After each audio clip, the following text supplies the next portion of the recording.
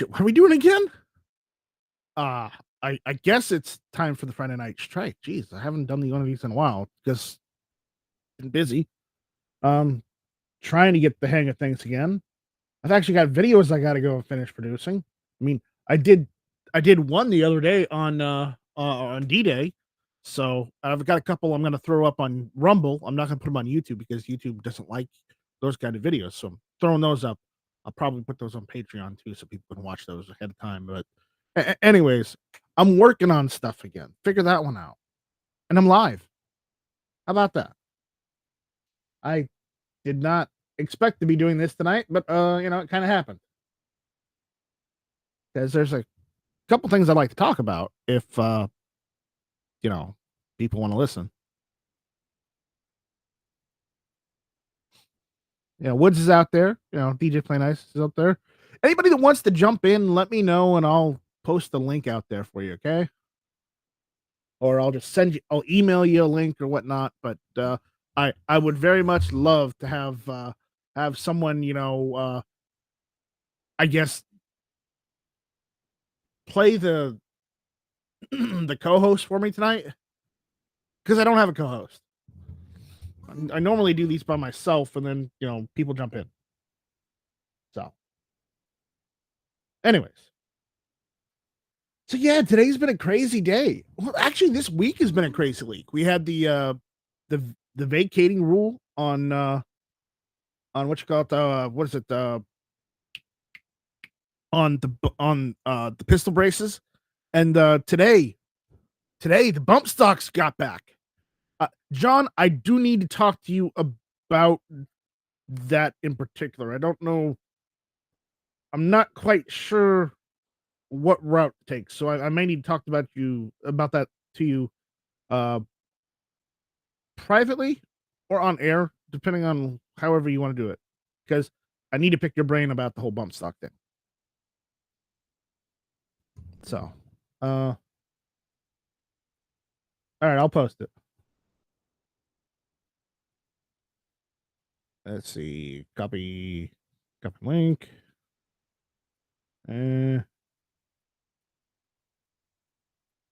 Let's see. How do I do it I can't I'm gonna have to go to the YouTube channel and do that, and then like, John, are you in Instagram? I can send it to you on Instagram.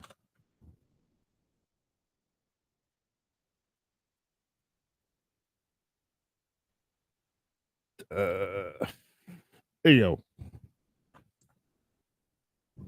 There, I sent it to you on Instagram, John. I'm trying to send it on the YouTube too, because Rumble Studio won't let you send the chat. Won't let you send it on straight to YouTube. That's the only thing I don't like about Rumble Studio. You can't send the message straight to YouTube or Rumble chat like you do with StreamYard. That's the only downside. That means I have to actually go to my YouTube channel and go to the live thing, and then put the link out there. So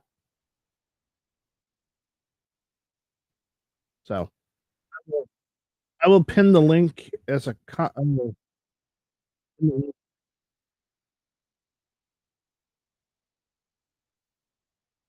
right, there we go.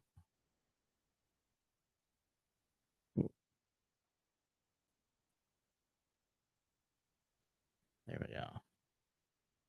Pin message. There we go. It works. There. Again, I can only have 8 other participants in here besides myself, so just be aware of that. Well, Woods, email me later. I can probably help you now, if you live in a state where it's legal.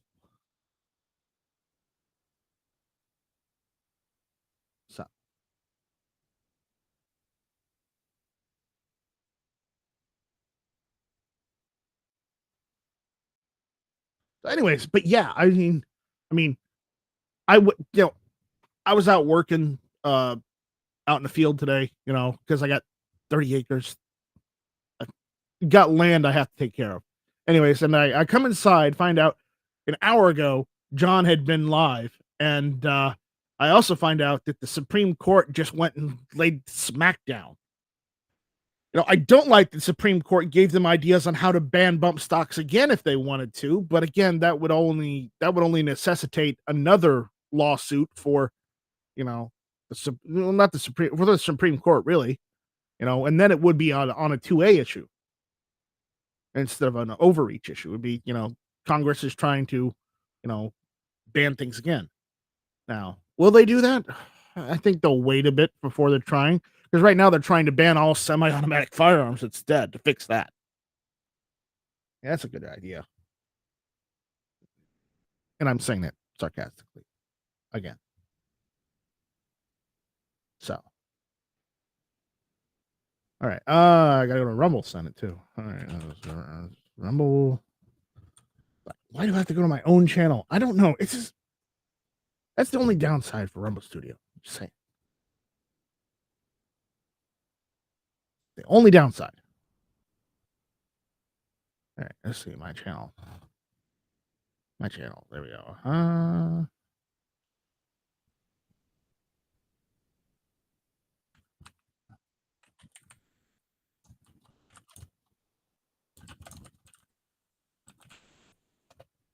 right.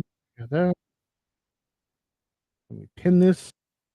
We can pin this even in Rumble.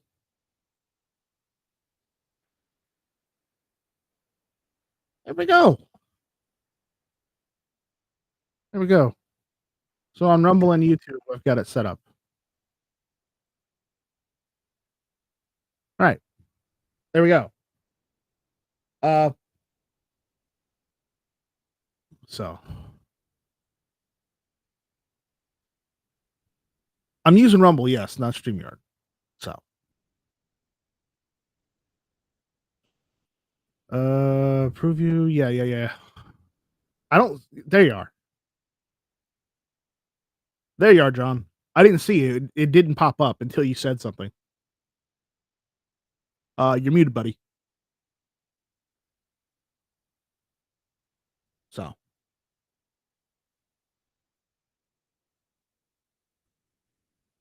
yeah, I'm using Rumble Studio. It's a little different. Yeah, what's up, buddy? Hey, how's it going? I mean, I was out working, mowing the yard and taking care of the land because, I've got a backyard range. And I come inside and find out, well, lo and behold, they decided the whole bump stock thing without me. Yeah, that was amazing.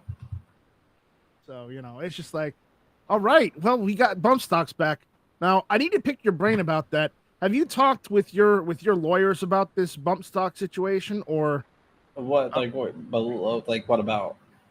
About couple lawyers. With the decision, are they open game now? We can go and get them again and start 3D printing them again, or do we need to wait for a little while before doing that? What's the process? No, it's a illegal rule. There's no waiting period. It's done. The case is over. Settled. Done.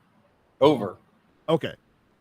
Here, let me change the since you got your camera on and I don't have my camera on because I can turn my camera back off. It doesn't matter. If you want it on or off, just tell me. I don't care.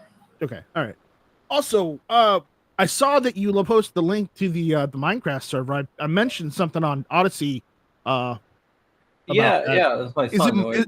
Is it modded or is it a normal Minecraft server? Because I play Minecraft myself. It's modded. It's definitely modded. So what mod do I need to download so I can join? Oh, no, nothing. It's modded on the back end. Is that how it works? Because I remember we used to have Bucket, and we used to download Bucket in order to play. You can use that. I mean, it depends on what mod it is. You can mod it on the back end, and you can mod it on the front end. Bucket is running on the back end, but it's running on the back end, so you can join it with a regular Minecraft account, so you don't have to download anything because all the mods are being done on the server side.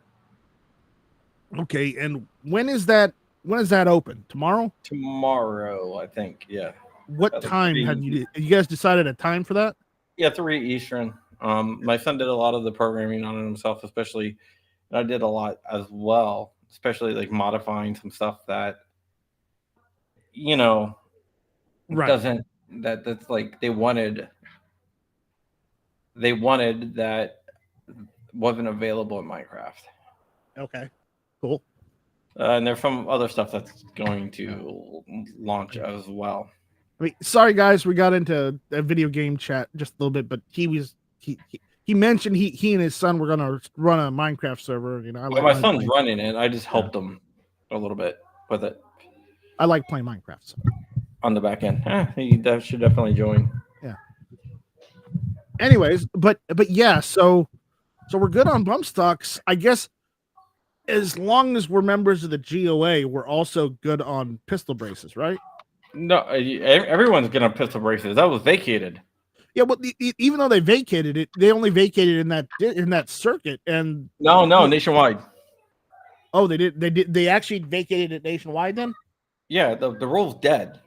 Okay. As of right now, they're gonna appeal. Maybe, I don't know if they will or not now, but the rule's dead for the same reason the bump stocks got knocked down. So I don't see the ATF having a way to defend any of these rules.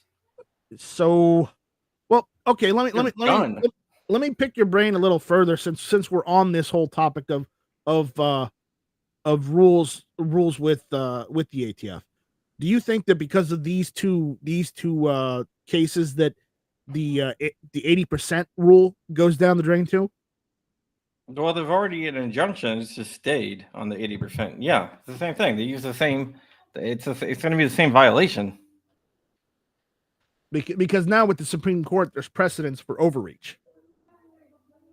It's not only they use the same reasoning that they use to ban bump stocks for pistol braces. Because the president said so.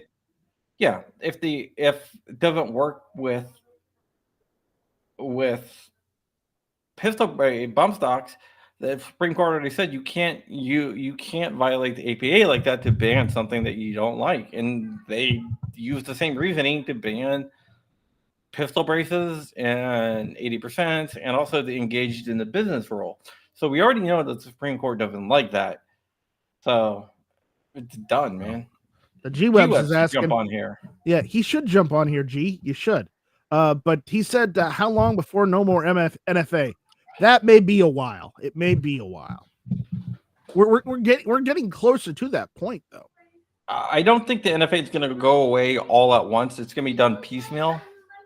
I see that too, because look, they tried to take everything away really hard and really fast, and it's bit the ATF and presidents in the ass by doing so.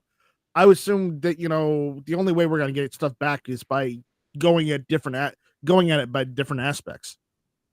Yeah, yes, I think the suppressor thing's going to go away first, then short barrel rifles, short barrel shotguns, then AOWs, and finally machine guns. It's going to take a while. I don't think it's going to be all done at once, but it could be. The reason why I don't think it's going to be all done at once is because I think the court's going to keep on kicking it down the road.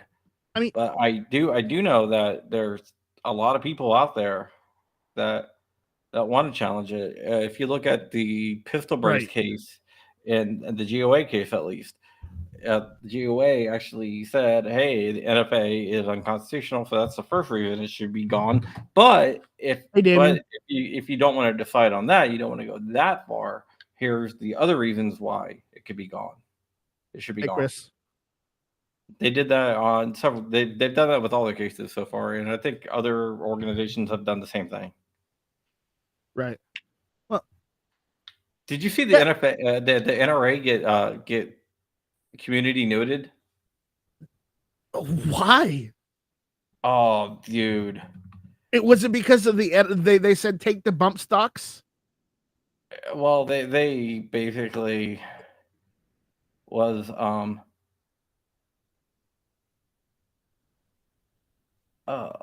yeah.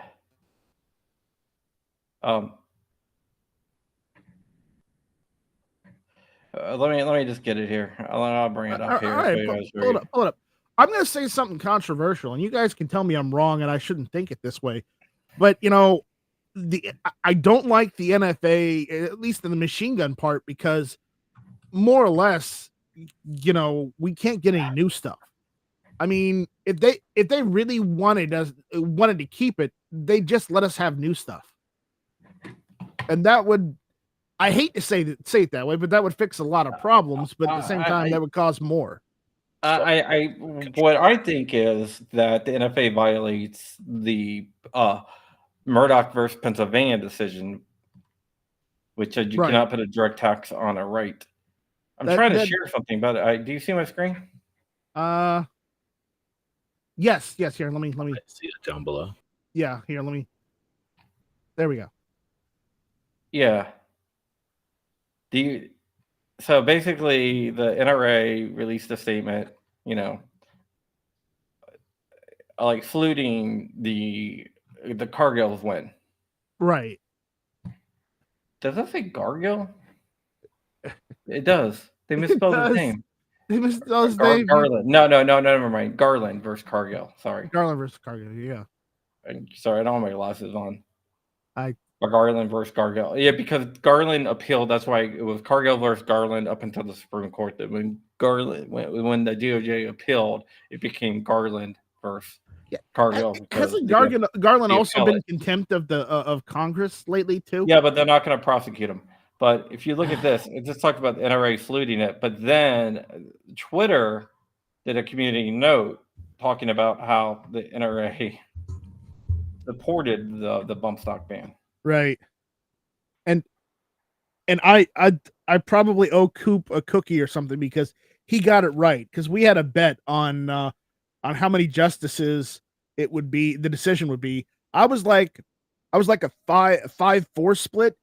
And he went to the wall and Coop was like, no, it's gonna be a 6-3 split. And I'm like, yeah, I was pretty sure it was gonna be a 6-3. And I say this because on some other decisions, Gorsuch, Kavanaugh, or even Barrett haven't been so pro 2A lately. Yeah, but if you listen to the actual arguments, you kind of knew which way they were leaning. Right, but again, during oral arguments, I came out of oral arguments. I was like, okay, we got this 6-3. So it's in bag. In these bag. So what do you think? What do you think the implications with the bump stock case are going to be? According to the FRTs and the binary triggers. Do you think it's going to have any bearing? Depends. I know that's I know that's kind of like you can say that's an cop out or whatever. Right. But honestly, hold on.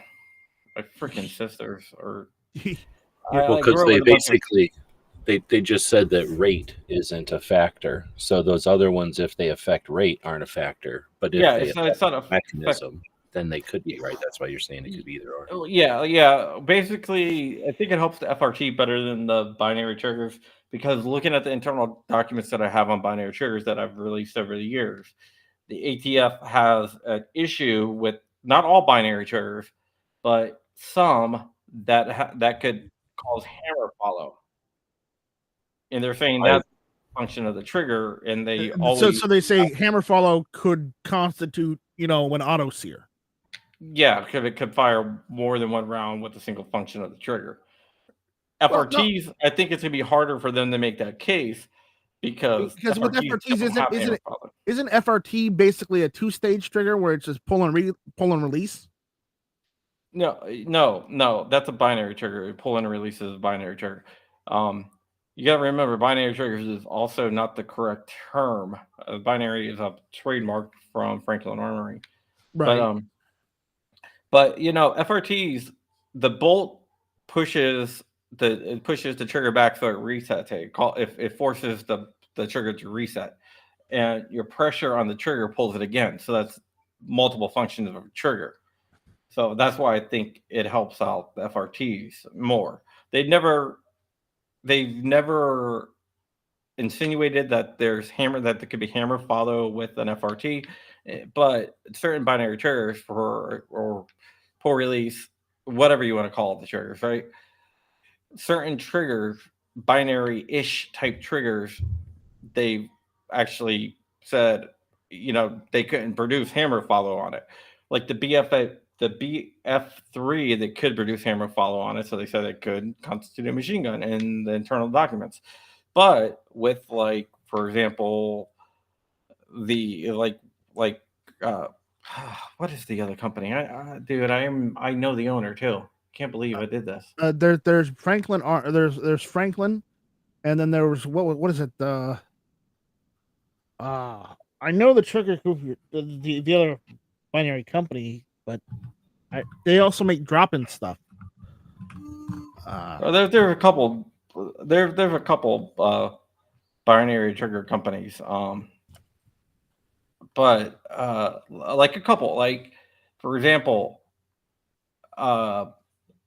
like DigiTrigger, they couldn't get a hammer follow with the DigiTrigger, so they said, it's definitely not a machine gun because we can't get hammer trigger. And Fostech, they couldn't get a hammer follow on it, so they said they're not machine guns. And I don't think they're going to go after Franklin either at this point in time. I don't think the ATF right now. There's also Geisley. Well, Geisley doesn't have a binary trigger. They didn't? I thought they made one. No.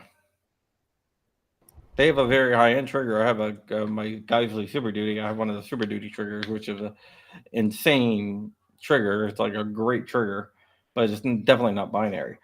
You have the PR trigger, too, by JSD. I don't see them going after those because it's a pull and a release, two functions of the trigger.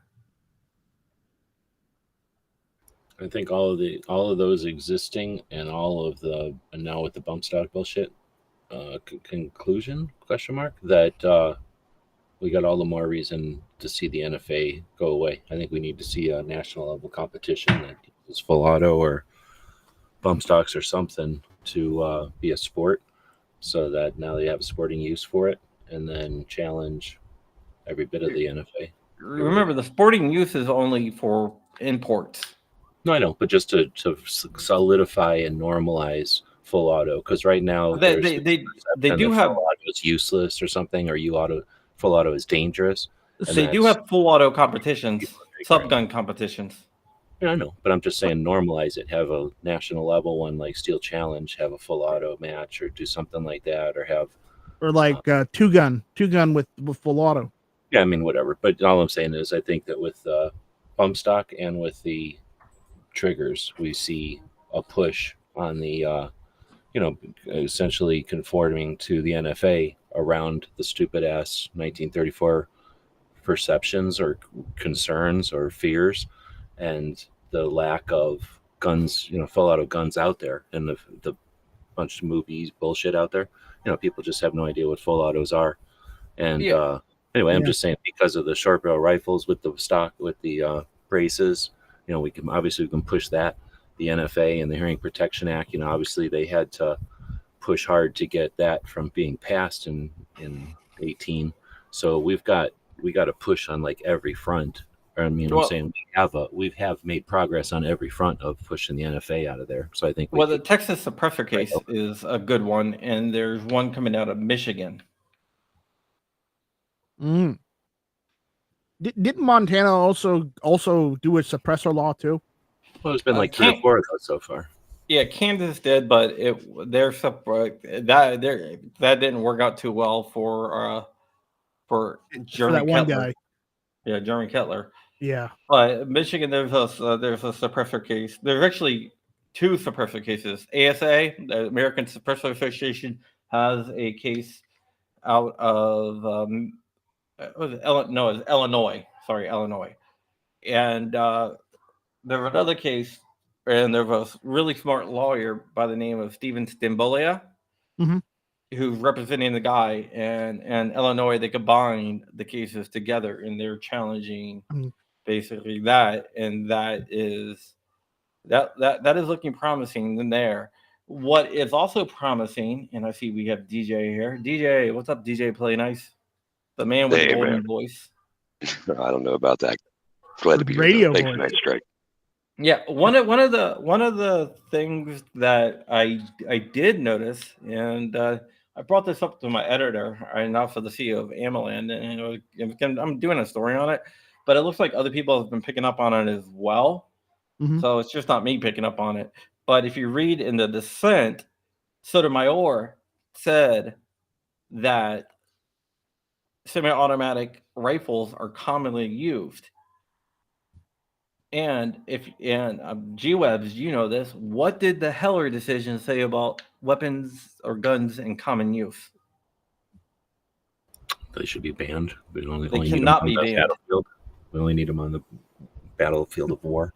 The Heller decision said that you cannot ban guns or firearms that are in common use, or arms that are in common use. It actually uses arms, so that's why it applied to stun guns and everything else. But you cannot ban arms that are in common use. And Right. Sotomayor admitted in the dissent, which she was joined by Kagan and Jackson, and that semi-automatic rifles are in common use.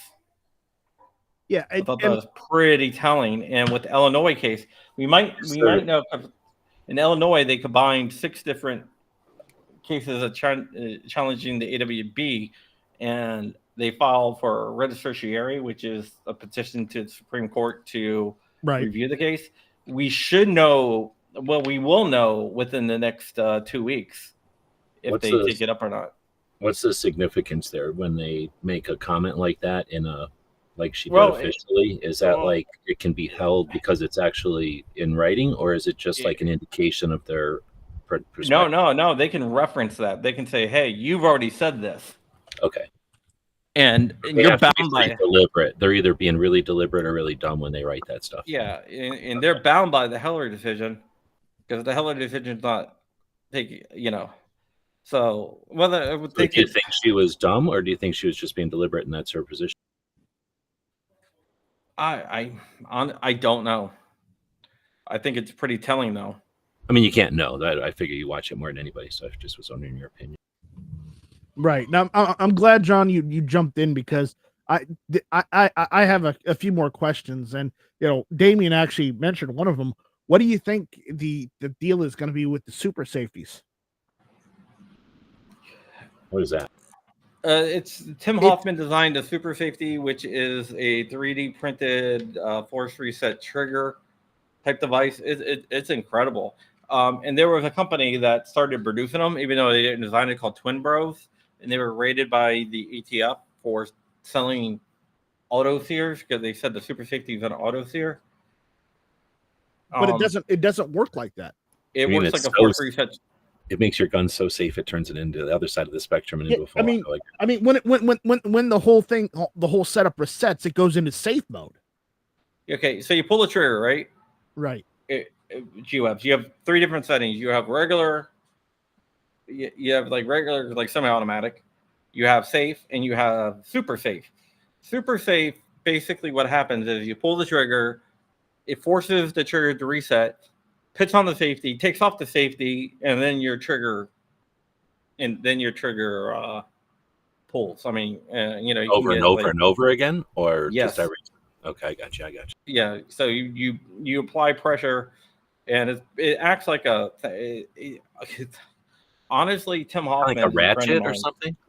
What? I was thinking like a ratchet or like a merry-go-round or something. Like it's just kind of. Yeah, Tim Hoffman's a friend of mine, and the kid is brilliant, man. Yeah. And it. I mean, I've had it. I fired it multiple times, and it was down at IV-88 Range Day last year, right? And literally thousands of rounds through this thing that this kid designed with and made it. With a 3D printer and stuff, and it thousands and thousands of rounds without a malfunction. Is this an AR or what's it in? Yeah, it was put into an Orca, which is a almost completely 3D printed AR. Oh, okay. So you had thousands and thousands of rounds through it, almost 3D printed AR with a force reset trigger that malfunctions less than the commercial force reset triggers. Is this PLA plus? Just on a side tangent. Twin Bros was doing it out of metal. Yeah, they were doing it out of stainless steel. Ask me how I know. Oh, okay. Yeah. Printing in stainless steel, or just had a stainless steel thing? No, they were seeing what they did is they CNC, they were took getting the from China. STLs and they got the step files and they CNC'd it out of stainless steel. They sent them to China. You can still go on Temu, Wish, AliExpress, and you can actually buy them on there. What is really funny is AliExpress. This is something that I was researching because I found it really fascinating. It was dark, Rich and I researching it. But if you search Tooth Fairy coin, right, on like AliExpress, for example, or any of the Chinese websites, right, which is really interesting, you'll see them. Usually they're like $1, $2, blah blah blah, and then all of a sudden you'll see one for like $60 or $80. You click on that and read the description, and at least it was. Those were like super safeties, or actually, they were shipping it. We found one Tooth Fairy coin. I'm not even sure if we did this a couple months ago. We did this like live on stream. That was actually SIG P320 fire control units, like complete fire control units, not like MUP ones, but like the complete thing. Yeah. So we were like searching for Tooth Fairy coins, and every time we would see one for like $100, $60 or something like that, we would click on it, and sure enough, it was on there. I'm not sure if they. And this is why I called you a Wish.com warrior.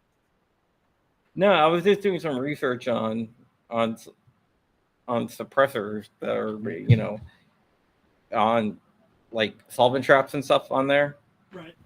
That are actually like fully completed suppressors, just for my own personal thing. And so we started finding these Tooth Fairy coins. Solvent trap stuff? Yeah, we were all like finding these Tooth Fairy coins. So I kept on finding them. I was like, dude, every time I find one that's like really expensive, it's usually a fire control unit, a super safety, something like that.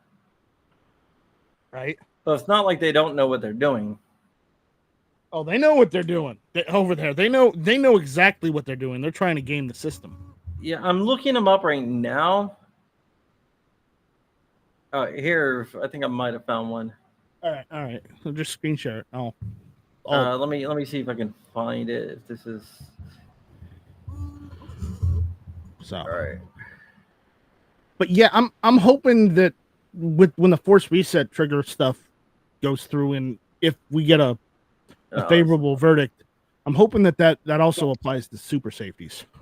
Well, I'd like to jump in right there on that point, if I may, and kind of have a question about the Fifth Circuit maybe being a new hotspot for gun cases. And what was in, as I understand Thomas's brief, was he states that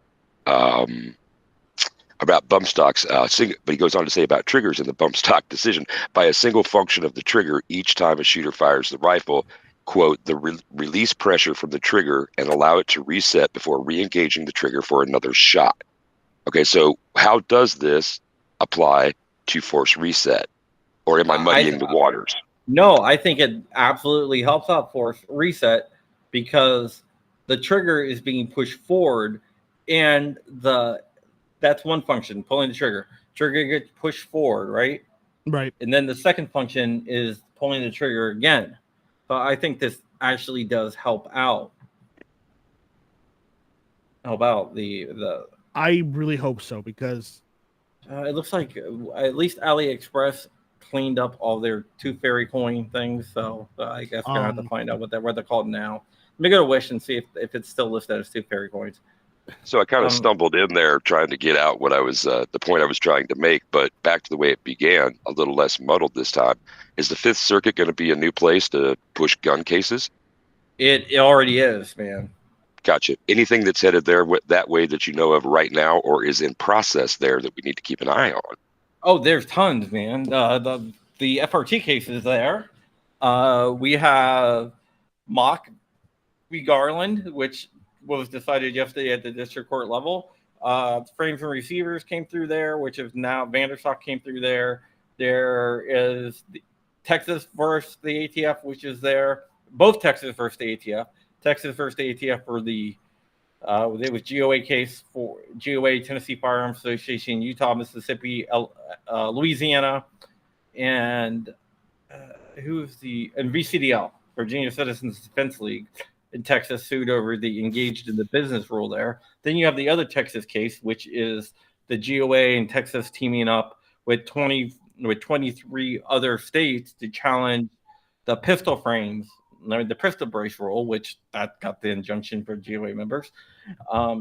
So there's tons of coming out of there, man. That's a litany. You have the challenge to the Bipartisan Safer Communities Act that is also there.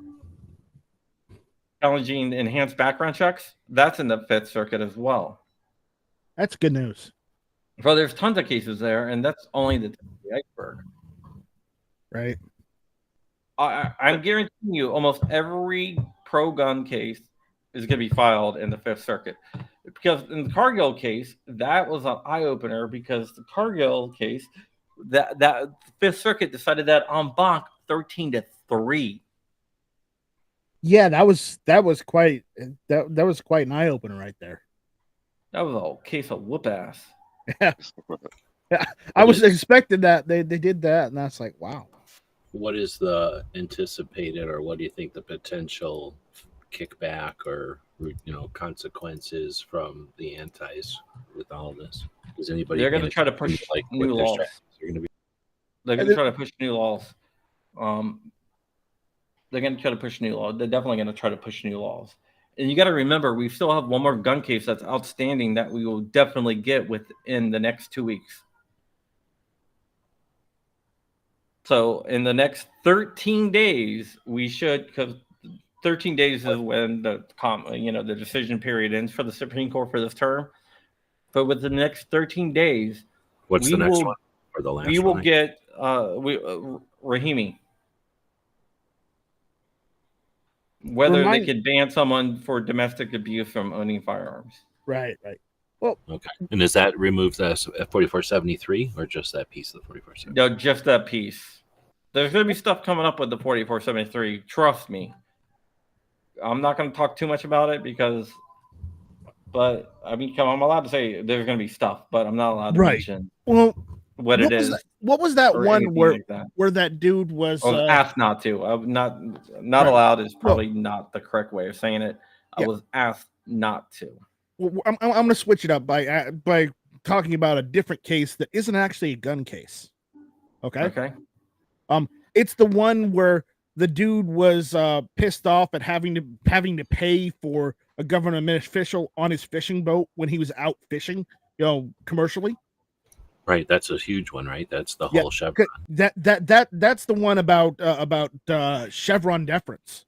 That's Chevron deference. Chevron deference. That might not be a gun case, but but the implications, rippling effects through the rule-making process for gun rules. Right. And that's why I wanted to ask you about that, because that one, I haven't seen much traction on that, but I did hear that they did take it up. Did they? They did take it up. They did take it up. I am tracking it. Okay. So there hasn't been anything, and they haven't got any further with it yet then. Yeah. I mean, that's going to be a massive case there. It could go a couple different ways. That just doesn't apply to guns. That applies to every government agency. It could, but we could get something like the West Virginia versus EPA case, where it's very, very narrowly tailored. So the West Virginia EPA case, for example, that was Chevron, but that was more of a shot across the bow. That was like, okay. It was like, okay, we're gonna make this narrowly tailored, but watch out what's going to happen, because we are definitely watching. So that was a shot across the bow, and I think the fisherman case might be the second step to knocking down Chevron.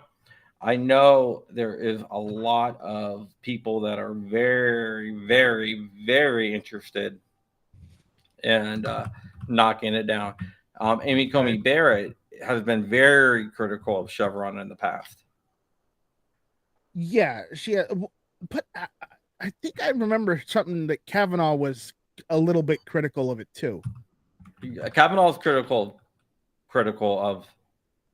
of that. I think I think that Chevron might be on its way out.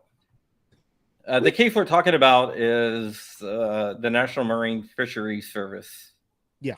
Case I think you're talking about. Yes, because he got tired of having to pay to have a government official on board his vessel at all times when he's fishing, and he has to pay for that person's salary and everything and do all that. It's like to watch them. That was an unnecessary cost or tax on his business. It's like isn't it the Fifth Amendment or the Fourth Amendment where they can live in your house or whatever? The third is that's the third. Okay, but the case you're talking about is Looper Bright Enterprises versus Department of Commerce, right?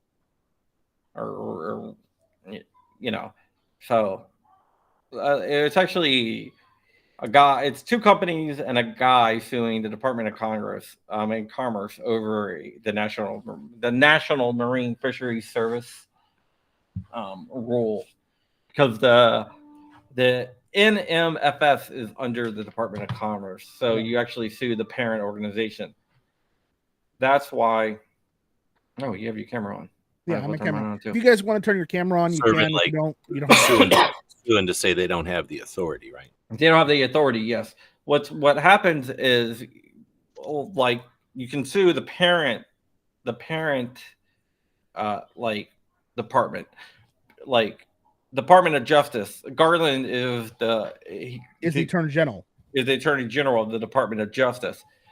But the ATF falls under the DOJ, so you can actually file against the Department of Justice. You can also file it directly against the ATF. It really doesn't make that much of a difference. It's just the way that it doesn't really make a difference because you're still suing the same people. It's just the listed target is different. Like in this case, even though it's the National Marine Fisheries Service is the target, but they're suing the Department of Commerce, which actually is the parent department, the parent government agency of the lower one. If I wanted the goddamn Bacon is out there saying, what's up? Hey, Bacon. Hey, Bacon, what's going on? A legal technical question. Oh, okay, go for it. So let's say I wanted to sue 9mm. Which department would I sue, and which parent department would have to deal with the consequences of this? That would be Germany, I believe. Yes, it would be Germany. It was created by Luger. Actually, they have a chapter in my book about the creator of the 9mm. Yeah, because 45 is always better. Yeah, in my book. Come on, we got to make the 9 versus 45 jokes here. So, hey, Ron, I see you out there. I don't think I didn't see you, but we were having an in-depth chat of what's going on in the gun news world this evening, because we've gotten some wins today and even this week, and it's just like I'm amazed that the things progressed as they did this week. Well, it's not only that. I mean, you got the rule's been vacated and pistol braces. We got the win today. ATF is on notice, so who knows what the hell they're going to do? They're probably crying right now. So does that mean it's okay to take our bump stocks out of landfills if they're in landfill? As long as it's illegal in your state. Right. Because I do know there's like 13 or 15 states that made bump stocks illegal, but they're all a lot. They're all the northeastern states and the Virginia. There's only 9 with suppressors, so I wouldn't think there'd be more than that. There is. Yeah, that's super lame. I don't know the exact list, and we need to get a list of all the states that have banned bump stocks. Who do I sue about this? Which department do I sue? You'd have to sue the state. You have to sue the state. Well, I can tell you where they're illegal at. Where are they illegal? Washington, Nevada, California, Hawaii, Minnesota, Florida, DC, Maryland, Virginia, Delaware, New Jersey, Connecticut, New York, Massachusetts, Rhode Island, and Vermont. There's a couple of surprises in there. Yeah, you wouldn't think. No, Virginia. Why Virginia?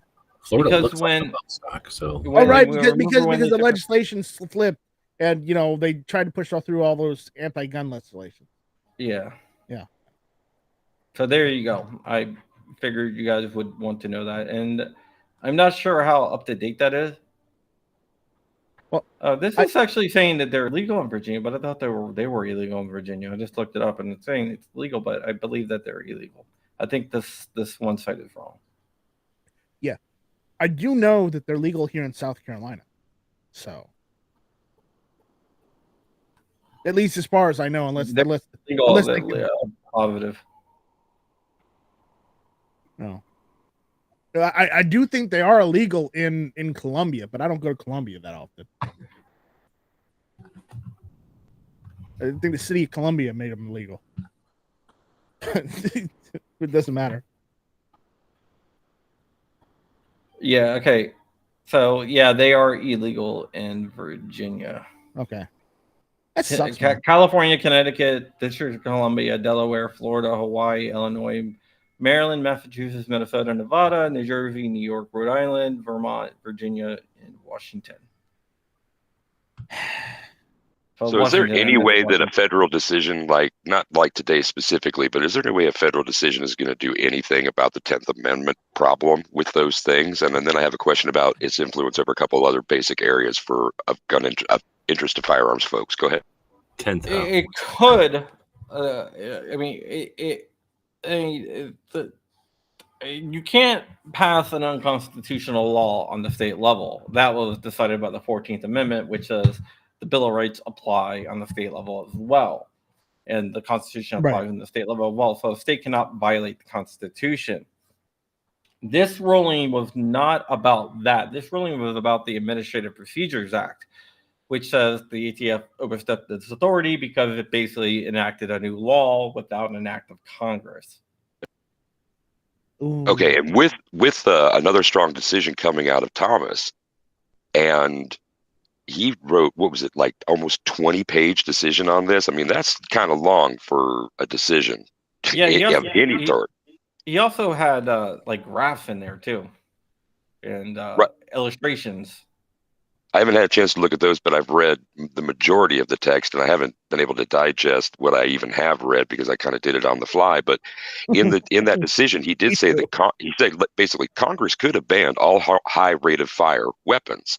Okay, they have not, but he thinks, and I want to know what you guys think about the truth of that. Will Congress stand behind the other pieces of legislation that are coming forward? Well, they're trying to do something else right now through a bill currently that bans all gas operated semi-automatics. Yeah, that's dead on arrival though. That's not going to pass. I'm going to worry about that too much. I know, but they're going to try. I don't think they're going to get anything past Congress right now. I mean, it would be suicide to try and push any gun control before a major election. Except that that's part of a platform for the Democrats, man. Well, and it's it's almost daily in the news kind of thing. So I can't imagine why you would say that. Yeah, well, some people get sick of hearing it over and over and over again. Okay. Well, what I'm saying is, doesn't matter what side they're on, they get sick of it. What I'm saying is, if you look at the blowback that they took from the Bipartisan Safer Communities Act, I think they're not going to try that again. The Republicans are not going to try that again. So now that there's an even more distinct line drawn by the court today about what the ATF may or may not do, and they had their pee-pee whacked about this one, is there any other stuff that the ATF has their finger in that they might be withdrawing or they might be trying to strengthen to bring at it again? I think right now, I think they're going to be very cautious at this point of bringing forward any type of rule that they already haven't announced. I mean, that they've already haven't announced. I'd tread on thin ice. Yeah, no doubt. There's got to be a lot of political heat and a lot of departmental pressure to be just like, no, we're going to put that stuff on the downsies or on the back burner for right now. So I'm just kind of, I just have, before I pass to you, I just have concern sometimes when, though this was not necessarily easily won, it was just really decisive and relatively quick for us kind of thing. I just wonder about the fallback. I wonder about the roundtables they're having now, about some other stuff. And I'm not trying to be conspiratorial. I'm thinking of an agency and an agency head is probably going to want to make some sort of stand and not be the complete and total chump on the block. Well, there's the other caveat to this too, because remember, Trump did a executive order to ban bump stocks and then told the ATF to go and do it. Well, he did an executive order to tell the ATF to ban bump stocks. Right. And does that mean now that because they did it, they can't do that if there's an executive order saying go do that? Well, they did it. The ATF banned bump stocks for a political reason. Right. Because of the Las Vegas situation. At least that was their, reasoning. That was the impetus, or so it has been said. Right. Not that we have any proof other than maybe one picture there was a bump stock there. Oh, right on. I'm glad that's in the past, and I'd like to leave it there. So, any idea from anybody about when the Rahimi decision? When's that going to be decided? Is it going to be this term? Within the next 2 weeks. You think? I know. Okay, it's going to be straight. within the next 2 weeks. He just said because they have to do that because of the deadline or whatever. Like the end of their session is 2 weeks. Their end of the session is in 13 days.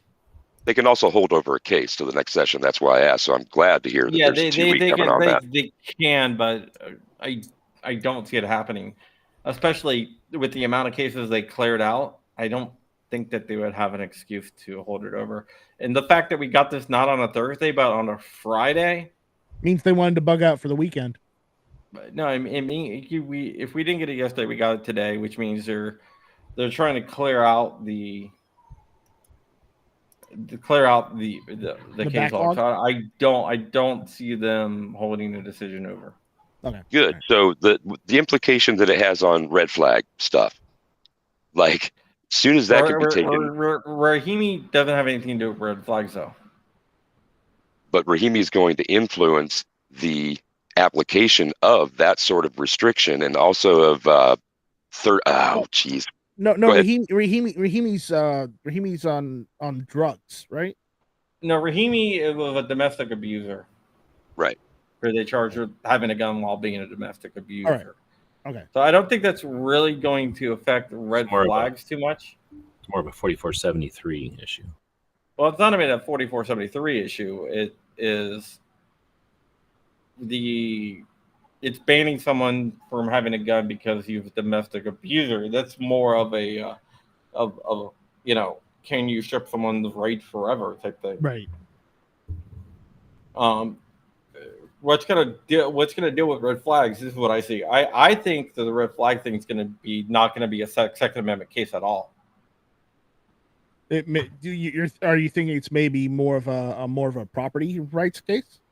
I think it's gonna be more of a Fourth and Fifth Amendments, maybe the takings clause, but right. Okay. That's what I was edging at. Either Fourth or Fifth Amendment with property right, pertaining to property rights. Yeah. See, and that's another thing where it's like with a fourth we have an oath of affirmation, I think is the wording, and that is going to be incredible because for all of the states that do have red flag stuff, that do have red flags enacted, that is a deprivation of property. So I look forward to the Fourth Amendment being responsible for that, and in tandem being something that benefits those of us who appreciate and wish to extend our use of the Second Amendment. I love when the Second, Fourth, Fifth, and 10th come together in our favor. Yeah, because I think the Fifth is going to be probably referenced taking down red flag laws with the taking clause. Remember, we're exercising our first right now. And maybe maybe the 14th Amendment as well. Due process. Yeah, I can see that. No, absolute, and that's like that. It's hooks that are set into red flag. Thank you for articulating that for me, John. Yeah. So, but I don't think that's going to be dealing with Second Amendment. Oh. I think the way to eliminate red flag laws is not even to talk about Second Amendment, is to go after mostly the 14th Amendment, due process, and I also believe the Fifth Amendment with the takings clause. That's what I would do if I was a lawyer, but I'm not a lawyer, so I don't know. You're probably just stating avenues of attack. Yeah. But what a lawyer would legally. That's what I think. I'm not a lawyer, but I've stayed at a Holiday Inn a few times. So yeah, I mean, standing around the water cooler, that sounds really good. Yeah. Absolutely. Yeah, I mean, I've reported on this stuff for a long time. So. Right, and that's why we ask you, because you got so much knowledge. Yeah, I've done a lot. Thank you for jumping in tonight. And I do believe that G-Webs mentioned the part of the chat suppressors, and that's kind of where I want to, if you'll indulge me again, Night Strike, because I want to talk about the ADA and how that may be able to wrap into a federal case in some way that might be through the Fifth Circuit, right? That has to do with preservation of hearing and the use of they suppressors. Tried that. The problem is they tried to use the ADA as a defense with the pistol braces, and the courts didn't really want to touch that. No, they eventually they did, yeah, but at the beginning they didn't want to hear it. If you read the Fifth Circuit decision on that, and also the district court decision, that definitely weighed in on that. Yeah. So I mean, I think here's an interesting thing about suppressors, though. If you remove them from the NFA, which I think they should, do you keep them as arms, or you just say that these are not arms anymore, these are accessories? What do you think? They just exist. I would think they would be accessories, but again, who knows? Absolutely, because the NFA didn't create a better definition, and now better definitions have been made, and distinctions have also been made. The precedents are set for that. I think it absolutely falls to accessories. So I'm curious about the other position. The idea of a suppressor didn't come around until Maxim's son came up with it. All right, so here's another question, though. If they are not arms and they are just accessories, do they have constitutional protections? Probably not. Nope. Do you see what I'm saying? Yeah, I don't care. They're only arms because of the stupid NFA in 1934 decided to regulate them, and they needed that mechanism to do it. But then they don't have protections, though. So therefore, well, no. Hold on. Could all be passed? They can stand on their own. I don't care. I'm not afraid of the antis somehow making suppressors cold and not super long. They're still like. No, but what I'm saying, how about if Congress bans them then?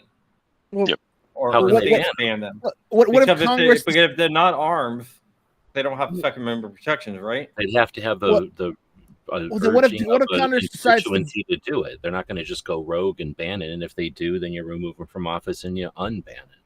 But we are talking about it hypothetically. I mean, the extension of the hypothetical is well taken. Yeah. I get it.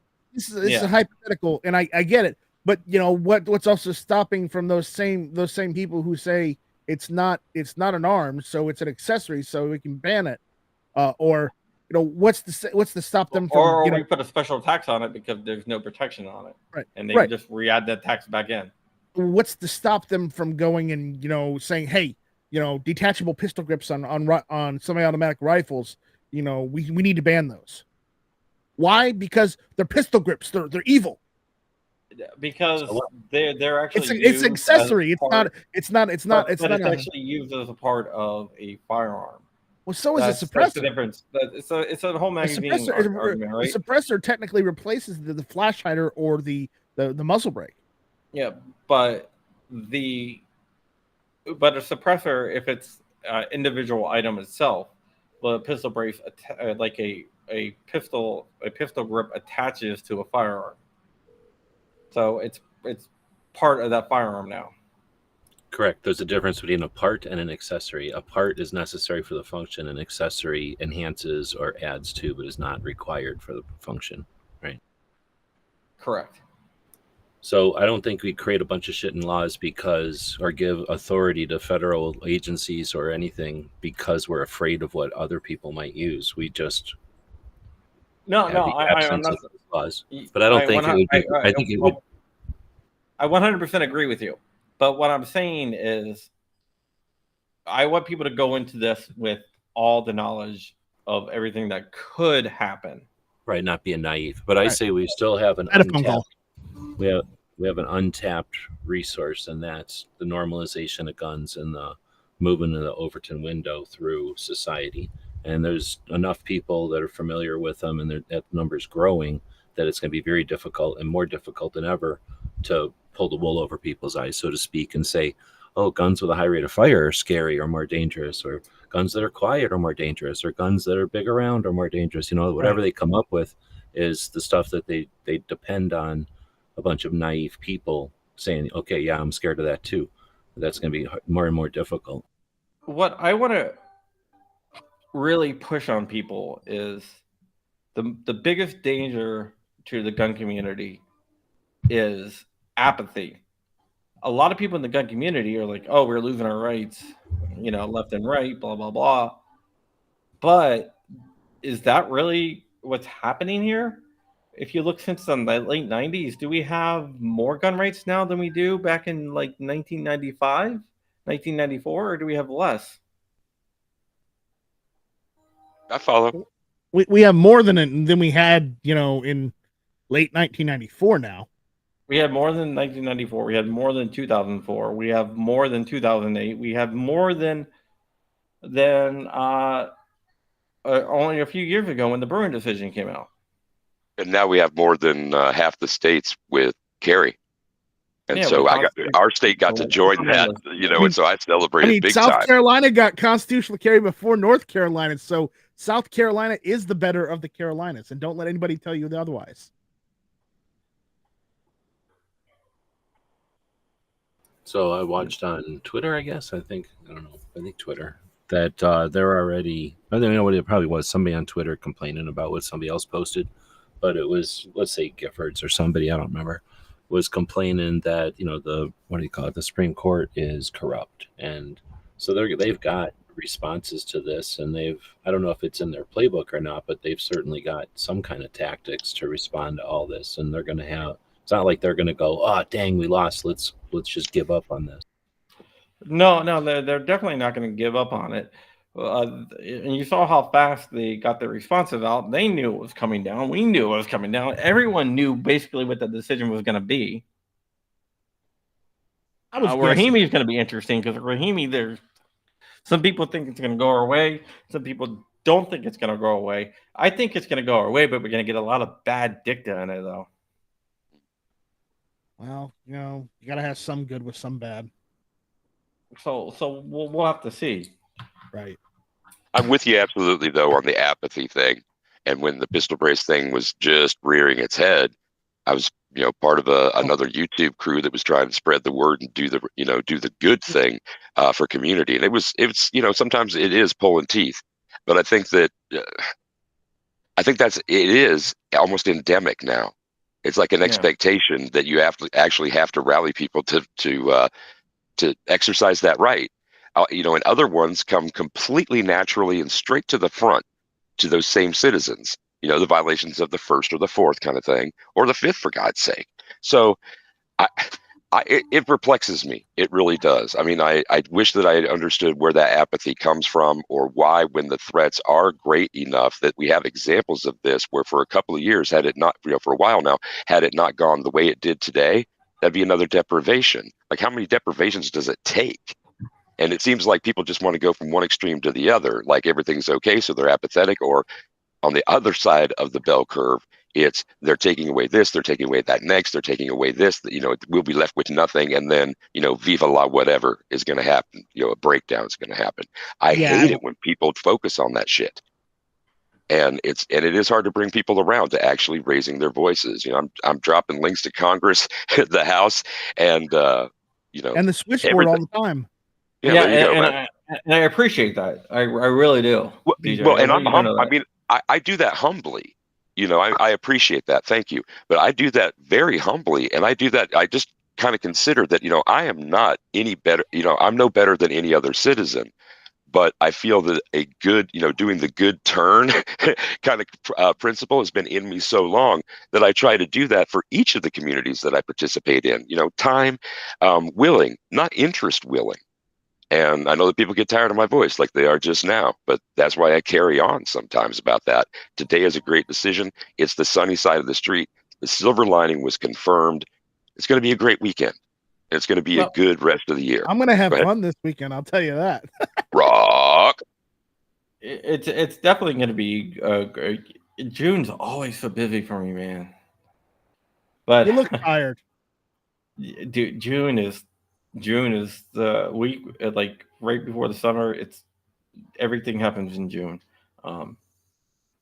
in my field at least. But one of the interesting things that I find incredibly telling is the headlines that certain organizations have put out. You can tell where they stand. Yeah, death in the death. We're setting a dangerous precedent. We're gonna have death in the streets. Yeah. No, well, it's not only that, but people are also mischaracterizing the case, though, right? Mm-hmm. You have Vox, who said that, I don't know if you saw this, but Vox said that that the Supreme Court legalized machine guns. yeah, I saw that. I'm like, no, they didn't. Well, but in an age where, and for some time, people take the headline, the first two lines of any story, anything they're listening to like that, and they will internalize it immediately. It's the equivalent of walking by a newsstand in the old days. I can't believe that's the old days, right? They only listen to the headline. They don't read the article. That was going to be my point, but DJ's making it for me. So go right ahead because you are doing a great job. Well, no, I want to pass it to you. I mean, if we bounce back and forth, I think that. Okay. No, dude, you're doing perfect. I mean, you're making my point. So. He doesn't talk as much. Well, and that's why I want to pass the mic every once in a while. But that is something I just want to see an improvement overall of the commitment that we have as individuals. And I'm going to begin to sound like a Pollyanna though, John. So I really am passing it back to you, soundly, succinctly. When I go over this stuff, I have like Rich or Dark or someone read the legalese, and after every paragraph, I break it down to say what exactly that means. And I do that specifically on purpose instead of just saying, okay, this is what they said in layman's terms. I have them read the legalese, and then I basically translate the legalese into layman's terms so people will learn the legalese themselves. That people take that in and actually act on it, though, is so damn rare. A little bit back to the headline example that I was giving. I'll be in discussions where it's a whole group of people that are absolutely pro firearms. I'm not so sure they're pro firearms rights to the degree that they are about their gun collection or their activities with them. And I don't want there to be any hindrance to those things, but I also don't want them being blithe about it. And, else they think that all I do is rag on them. I have to be careful. I have to be a little bit more concise and brief, even briefer, with folks like that when I'm trying to pass on some good word, because folks will, even on the pro firearm side, listen to those headlines and go to the dark side again with those. And the repetition that we have of those same things, like I know G has, I think I saw him from him, where there's a video where on a news day across all these networks, they're reading the same damn story with the same damn kind of misinterpretations that you just said. And these things become buzzwords. They become ingrained. They become part of the thing where eventually, because we are hearing it so much, the pro firearm side is hearing it so much, that it begins to seek at the cracks, and it begins to become of some of our conversations in a way that isn't. I'm not saying it's inappropriate to speak about those things, but I think it's inappropriate not to discuss them in a manner that comes with some resolve and then is met with action. You're always going to have the people on the backside of the curve who aren't going to do it anyway. And I still think that a hand can be reached back to those people. And I've been ragged at for, if I can change just one. I don't believe that in my day to day, but for those things I'm committed to, absolutely, I'll spend the time one-on-one. You give me a half an hour at this club, you give me 20 minutes at this park, wherever I am and I have the opportunity. It's not every damn time, but I choose them and I exercise that. So, Yeah. being a loudmouth isn't all that bad. It is right now. I pass it to you. We need to get people off the bench. For example, and the Texas versus ATF engaged in the business of firearm and in the business of firearms rule, right? I'm on that case. I'm one of the people referenced in the case. Dark and Rich are both referenced on the case. I texted them one day. I said, "Hey, you guys want to sue the ATF?" And they said, "Okay." I want to get in on that. No, if you ever want to sue, man, dude, I'll trust me, you'll be on a lawsuit sooner than you think. Yeah, You'll be I like, know. oh.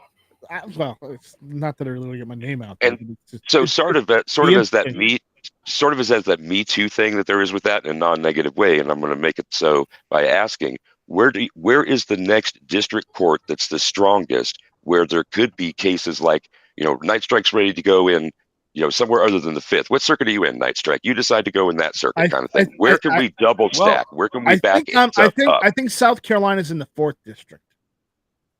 Or am I wrong about that? It matters not, but I'm kind of asking which is the strongest district. You're talking about the circuit. Circuit, yeah, Yes. 4th circuit. Yeah. Basically, there is circuit courts. 5th is definitely the best. 6th isn't bad as well. 11th is a little bit better, but but right now the 5th is where everything's gonna go. Everything's gonna go to the 5th. The problem is, but remember, you can sue in the 5th if you're not in the 5th, as long as one of the parties is in the 5th. You can join the case. Right. Oh, got it. I'm in the same district. I'm in the same circuit that John is in, because South Carolina, North Carolina, Virginia, West Virginia, was it Maryland, and is it Delaware too? It's no, Delaware is in the 3rd. It's okay. DC has their own. Yeah. It's Maryland, Virginia, West Virginia, North Carolina, South Carolina is the 4th. And I don't have any faith in the 4th. Yeah, the 4th is very anti-gun. Yeah. Well, the roll 5th, it down from the second. Sorry, go ahead. The 5th is pro-gun. The 10th isn't bad either. That's Wyoming, Utah, Colorado, Oklahoma, and New Mexico. Kansas. I almost forgot Kansas. Oklahoma. They're not bad. Yeah. The 8th isn't bad either. Okay, but like Minnesota, Nebraska, Iowa, Missouri, and Arkansas. It cuts almost a full swath down the center. Okay, but since I asked the question, I want to go back to the 10th, because the 10th is of concern to me because of Kansas being so, we have what we want out of things, so they don't stand up too tall. Oklahoma does, but they're not in the 5th. You said Colorado, but I don't feel like Colorado is a gun right state anymore. This last section being proof. Well, it doesn't matter where the states stand. It matters with the makeup of the court. Yeah. You see what I'm saying? I do. Like, who appoints the circuit court judges? The president. Oh, okay, so that's one of those things where the president gets the choice of who to fill in gaps during their presidency. Correct. Right. Okay, so that's 4G chess, or is what? No, it's more like 3.5D. R345. Like the 9th used to be the most anti-gun circuit there was. They're still anti-gun, but the 4th and also the 2nd, I think, are a little bit more anti-gun than the 9th is now. That's right. That's why I don't want to get any court case in the fourth. And there are examples that came out of like which one is Vermont? Which one is Vermont and New Hampshire? Which one is New Hampshire and Vermont in? Second. They're in two different ones. Vermont, Yeah. New Hampshire is in with Maine and Massachusetts in the first, Yeah. and Vermont is in with New York and was that Rhode Island? No, Connecticut in the Yeah. second. Ooh, Maine, yeah. Rhode Island, Massachusetts is in the first. The second is Vermont, New Hampshire, New York, New Jersey. No, New Jersey's in the third. Sorry, Right. Vermont, Posted and a picture. Connecticut. I just posted Right. a picture that I made a while back. And Connecticut Okay. is hosed too. So New York is hosed. Connecticut hoses out that. Wow. See, there's that lock now in the Northeast, like you said earlier in the conversation. What happens in the 11th? I mean, 11th? Florida makes it weird, but Alabama, Georgia, that does something. Well, like I said before, you got to realize that the president will appoint judges to the circuit court, and they're not. And so, if you have a Republican judge, they're going to be. I mean, Republican president, they're going to appoint Republican judges, right? Yeah, So understood. even if, It's let's say So even though it's Second. not politics with judges, it is politics. let's say we have a Republican president and a boat crashes and the Second Circuit gets taken out, whatever, or in the fifth, and then we have a Democrat president. They're going to appoint people that think the same way that they do, whether Yeah. it's the second with all Republicans, appointing all Republicans there, or it's the fifth and you appoint all Democrats. This I understand. I have to just admit that I don't know the makeup on the bench of it, the circuit courts that kind of don't interest me. And I feel guilty saying that, but I really don't. I can't name them even in my own district. So Yeah. Yeah. And then you have other things where you go down and you look at the circuit court, the district court level, and in the district court level, you have the same thing. Okay, there's a dirty little secret, and it's called judge shopping. Both sides actually do it. You don't say.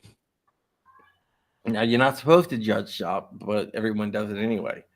So you're like, oh, we want to figure this law. Let's go find someone in this district or this circuit that could be a plaintiff. Imagine my shock. And so we'll go find someone in the Fifth Circuit, for example. And the anti side would go find someone in the Second Circuit or the Ninth Circuit.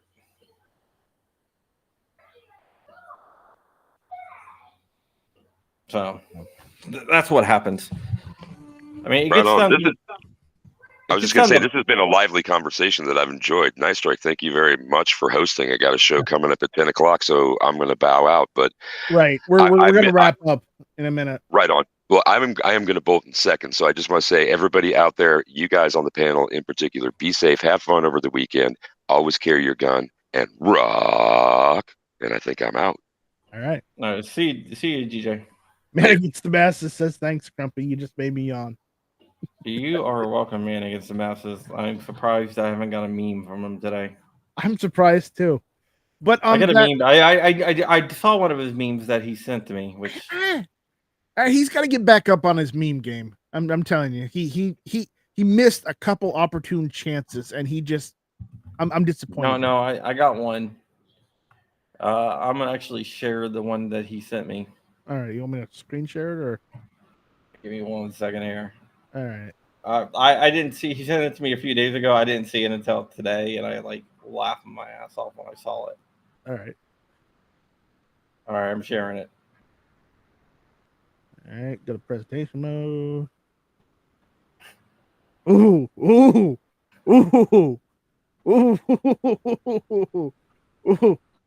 What was Rich's response?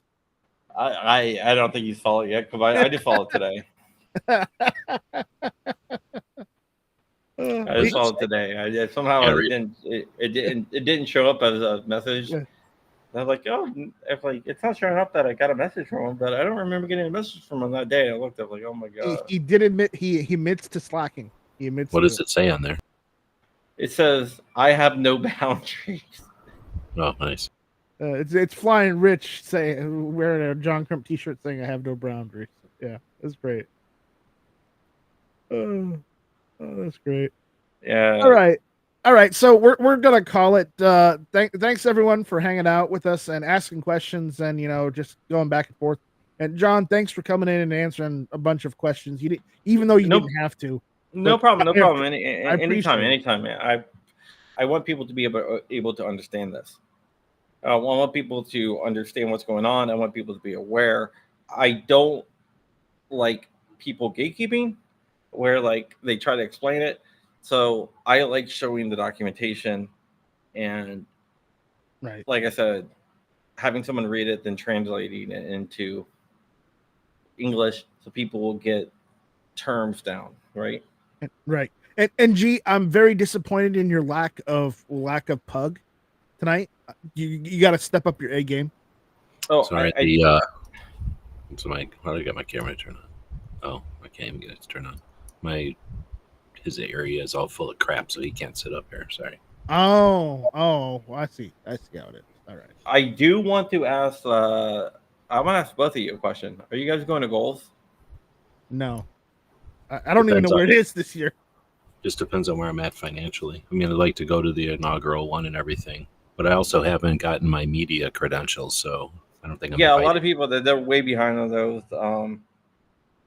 I can make sure you get those though. Where is it being held?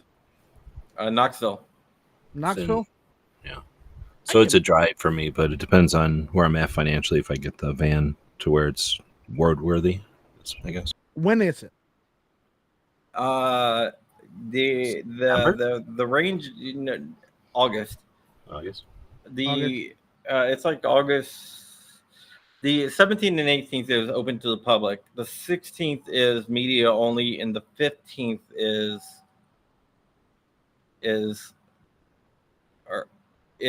the range day. Do you have a link for it? It's just goals.gunowners.com .org, I think. Yeah, Gunowners America/goals. I thought. Okay. I'll look into it. I did renew my. I did remember to renew my Gun Owners America membership, and then they dropped that. What was it? Was it either the frames and receivers, or is it the pistol brace rule, saying that it applied to GOA members? Yeah. So it's goals.gunowners.org. Okay, goals.gunowners.org. All right, I'll check that out. I'll see if I can make it. I might not be able to. Because August is a weird time for me. Yeah, it's gonna be definitely quite interesting. There's gonna be a lot of really cool people there. Yeah. All right, so I guess we're gonna wrap this up. So does anybody else have any questions out there or anything they want us to cover? Or can we get out of here? I'm asking for a friend. Asking for a friend. Let's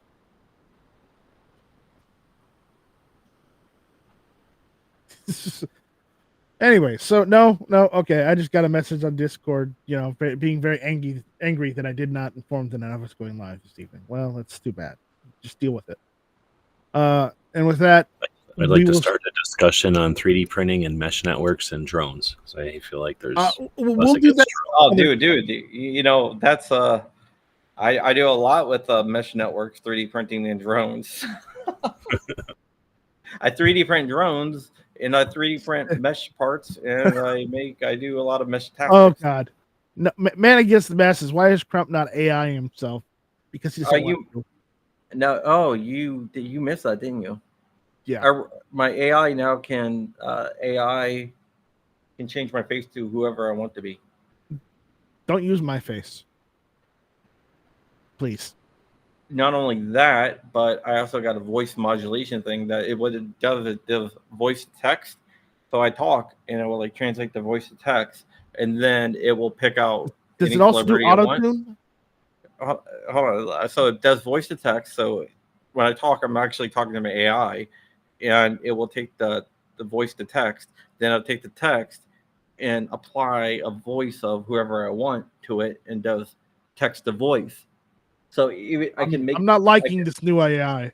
So I can make my face to like whoever I want to do, and then I can also simulate their voice. Okay, so if you're listening to this, you are the resistance.